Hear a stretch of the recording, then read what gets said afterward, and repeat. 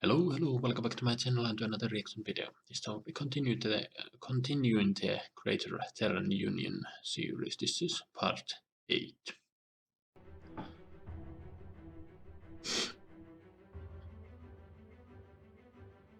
When the TUS Hawking entered the Alpha Centauri system and the first manned surveys of its worlds were conducted, the discovery of alien ruins was hardly some grand revelation. The arrival of the Tyrum a century earlier had removed any doubt that humanity was alone in the universe, and the fragments of some long-dead civilization were hardly a major concern. The remains were catalogued, studied, and eventually removed once the colonization efforts began. In these early years of discovery, derelict starships, ruined cities, and extinct nations became routine, with even the greatest remnants of ages past little more than idle curiosities.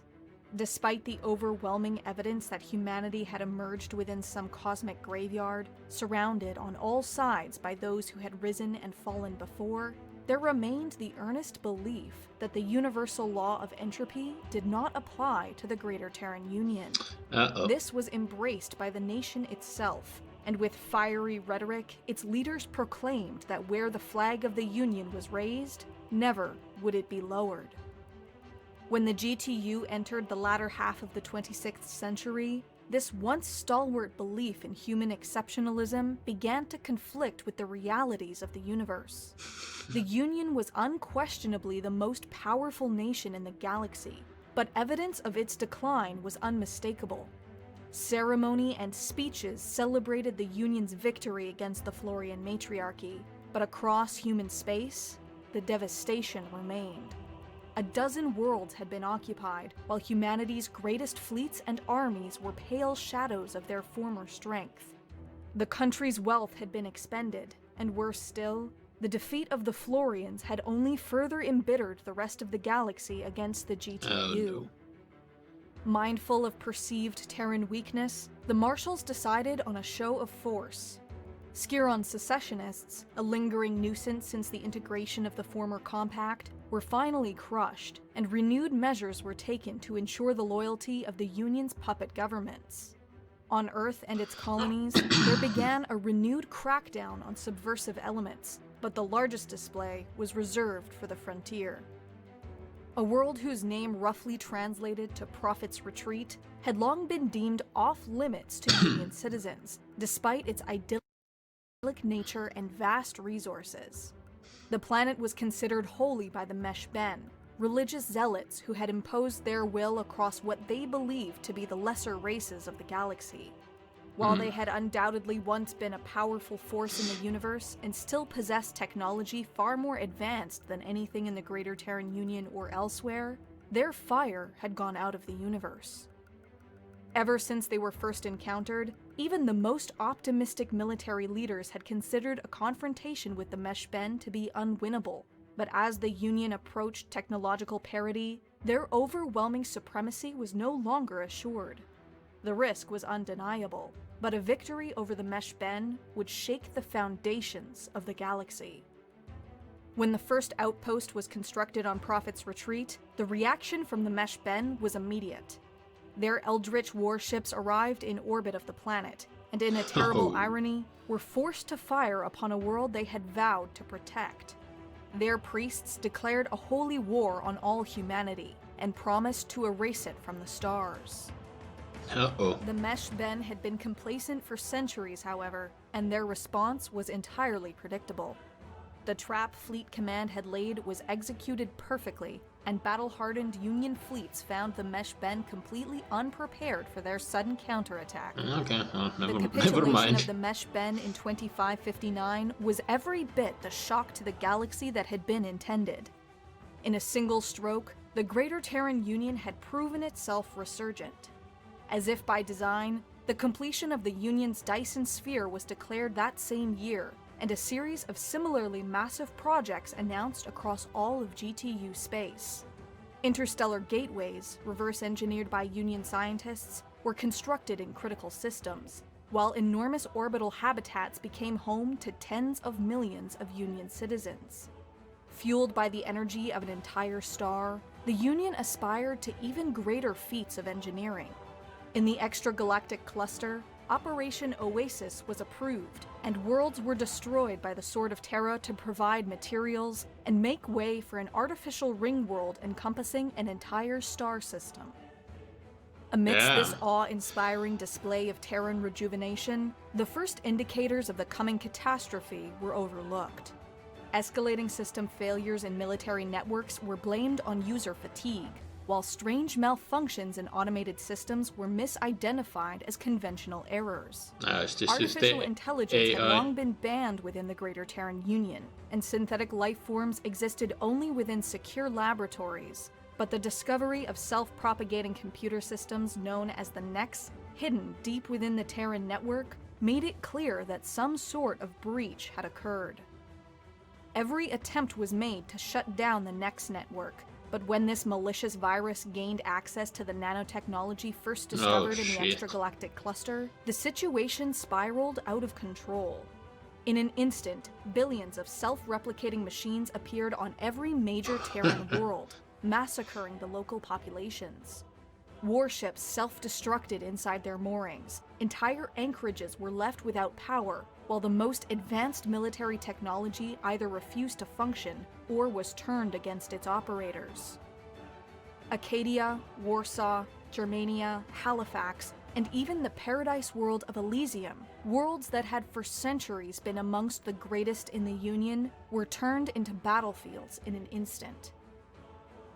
By the time control over certain military networks had been restored, over half the Greater Terran Union was overrun as the Nex network continued to spread. The scale of the crisis was unprecedented, and the Union's response equally so. For the first time in its history, tier requirements for military service were eliminated, and new recruits were accepted from every single member species. Bombardment restrictions were eliminated, and occupied worlds subjected to indiscriminate bombing, and even potentially the Sword of Terra, should no other solution present itself. They are desperate indeed. Everywhere in Union space, scattered Terran fleets attempted to hold back the relentless drive of the Nex network. But it was in the Sirius system that perhaps the greatest danger lay. The site of some of the Union's largest shipbuilding industries, its liberation was critical for the war effort. Worse still, the Dyson sphere in the neighboring Bernard star system was a source of potentially unlimited energy. Should it fall into the hands of the Nex, every hope of victory would be lost. As reinforcements flooded into the core systems from commissariats that had escaped the worst effects of the virus, a hastily assembled battle group retook this Sirius system and cut off access to the Dyson sphere. Through the efforts of hundreds of newly raised divisions, Land Force Command liberated planet after planet in the core sector, although often too late to save the majority of their citizens. The victories in the core had come at the expense of the frontier. Left unchecked, the exponentially growing Nex network had assembled an enormous armada, dwarfing anything ever before encountered. With every passing day, it only grew in size. And with time increasingly against them, the surviving Union battleships assembled to meet it head-on. The Battle of Last Light eclipsed anything the galaxy had ever seen. The scale of the machine fleet defied any attempt at strategy or tactics, and there was little Fleet Command could do but drive straight into its heart. The forces of the machine intelligence swept over the warships of the Greater Terran Union, at times resembling a great crashing wave rather than any organized armada. Over 45 days, the Union fought the largest battle in its history, one that would determine the fate of the entire human race. What factor proved to be decisive in the Battle of Last Light might never be fully understood, whether it was superior tactics or simple human resolve. The forces of the Greater Terran Union emerged victorious. Once again. But the victory here was short-lived. The bulk of the Nex network had been destroyed, but the Union remained on the verge of a complete collapse. The virus behind its inception had been fully expunged from Terran networks, but in the chaos had managed to propagate inside the systems of Union puppet nations. The most profound discovery, however, was that the creation of this machine intelligence was not some random computational anomaly, but a deliberate attack perpetrated by multiple foreign powers. How long this preemptive strike had been planned was impossible to ascertain, but one by one, the largest alliances and federations of the galaxy declared war on the Greater Terran Union. The Bright League, the Stellar Axis, even the remnants of the Mesh Band, 9 separate nations in all, struck deep into the remaining territories of the Union, sweeping aside what little resistance was there to meet them. On every world in Makes the Greater sense. Terran Union, tens of millions of fresh volunteers march beneath the towering monuments of victories past. But will the Union The skies are filled day survive? and night with countless transports, bringing forth these new divisions to ships and stations that already bear fresh scars of the largest war in human history. Tanks and aircraft are assembled in factories still partially in ruin, as the depleted Terran economy attempts to marshal what little remains of its strength. An idea that was once inconceivable, that the greatest cities of mankind might one day be little more than ancient ruins picked apart by alien scavengers, is now firmly in the minds of every citizen. Amidst this crisis, few have paid attention to the rumors flooding out of the galactic core. The Mesh Ben were not the only ancient power in the universe, and their defeat at the hands of the Greater Terran Union has awakened those who might have otherwise been content to remain dormant. For the first time in recorded history, abandoned foundries have roared back to life, while forces that were once locked in isolation now look towards the chaos beyond their borders. The time has finally come for them to show the younger races who the masters of the galaxy truly are. Okay. Well, there you have it, folks. Part 8. And yeah, so the artificial intelligence is what brings the Union down. I remember in the past episode when they explained when they found the nanites and the whatever sphere that was controlling it. They mentioned artificial intelligence. I was thinking in the back of my head that okay, are they going with the Skynet route with this AI story, and that's what they did. But it wasn't. I honestly thought it was just the AI that turned on its creator, but turns out it was deliberately put there by the former enemies that now have united.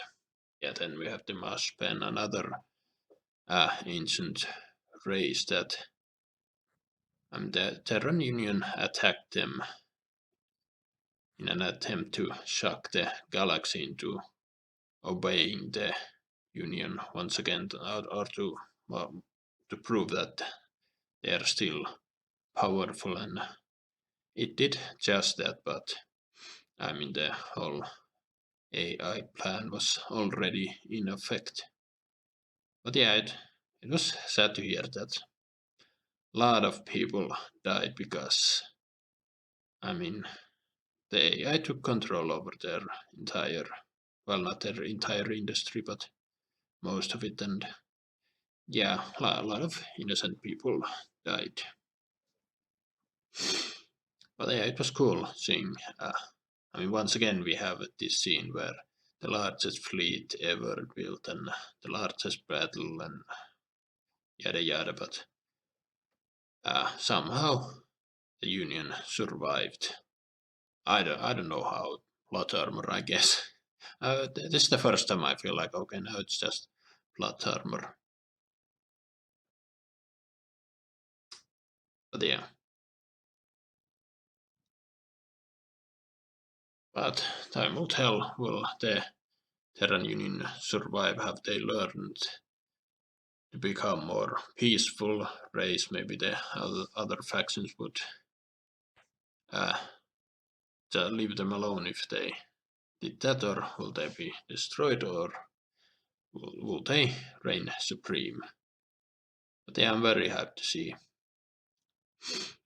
Very happy to see what these older races are. Not gonna lie, this plot reminds me of Babylon 5. There, humanity was very. Uh, Humanity and the other younger races were getting ready for the Shadow War. If you haven't watched Babylon 5, check that one out. That's quite. It's one of my favorite sci fi shows out there. But yeah, what do you guys think? Write your thoughts down below. Hope you enjoyed my reaction. Drop a comment, like, subscribe if you want, and I will see you in another video. Bye.